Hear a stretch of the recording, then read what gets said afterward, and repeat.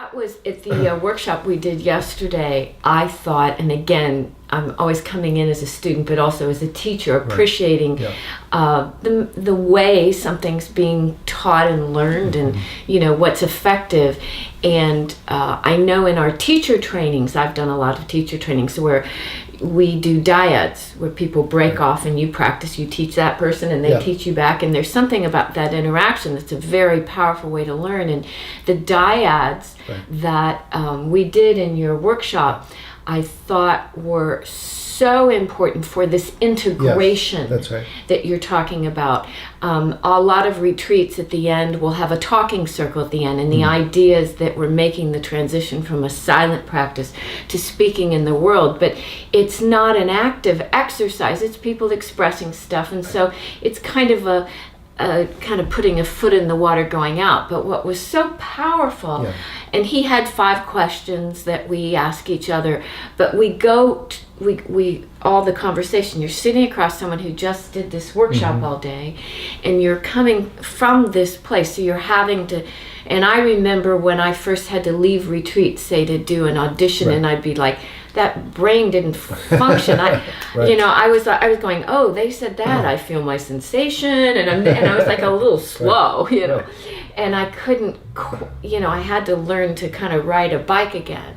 But what was so, I'm impressed by these exercises. We're sitting in here and we have to ask the questions, and we have to do it 3 times, like go through 5 questions 3 times, and you're like, 5 questions 3 times, right? And you go through and you ask these questions, and we're both sitting here in this place, and it doesn't matter what is said.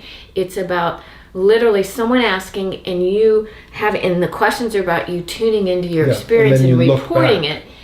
To this, once we've learned how to look, so it's kind of inquiry rather than questions for your mind.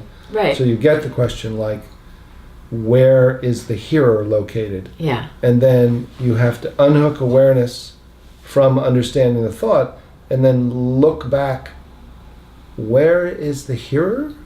And you keep looking through your mind until you discover the non-centered ego awareness, and then you speak from there about whatever you find. And you're doing that sitting across from someone, so you get that social intimacy, and that was the word I had for it. It's very intimate. You're just sitting across. Most people may or may not have done these dyads. So you're going into your own experience, but you're here in a relational way. And if you just heard what he said, you're having to describe something that isn't describable. That's right.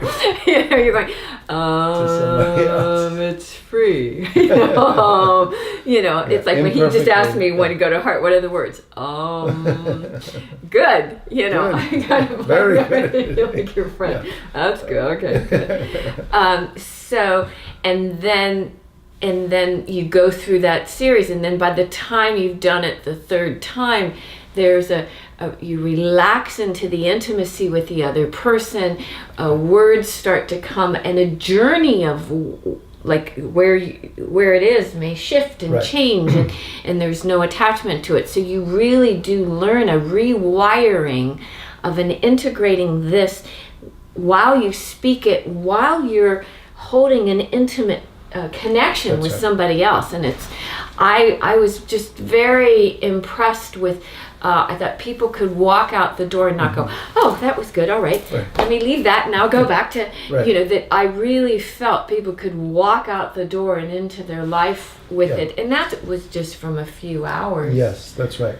And so the whole style, as we're saying, is to, do a workshop or a play shop, or yay. Or rather than a retreat, calling it a return.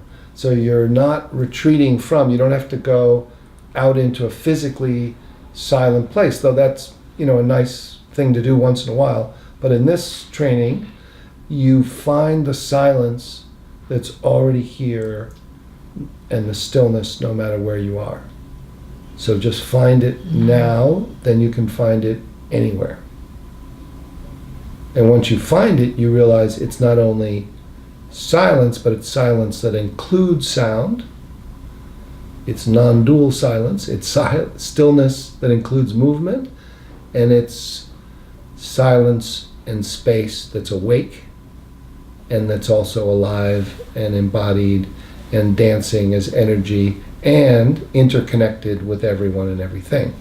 So that field of the unity, the awake consciousness, that's just shifted from it being an experience to this nature of mind being the experiencer, and that everything being both one and many and nothing and everything is not a philosophical or poetic nice thing to hear, that this is what other people are saying who are just looking, learning. So it's really learning how to look or shift or tune in. You know, you can use that's where you can surrender or let go, but not only let go, but then find or hand off the baton to that which is already awake, and then being that which is showing up as your full humanity. So you're not transcending, you're transcending and including, and then feeling like the goal is really living a full human life, not escaping. Yeah. Right? Living into and through your Yeah. life. It's always available.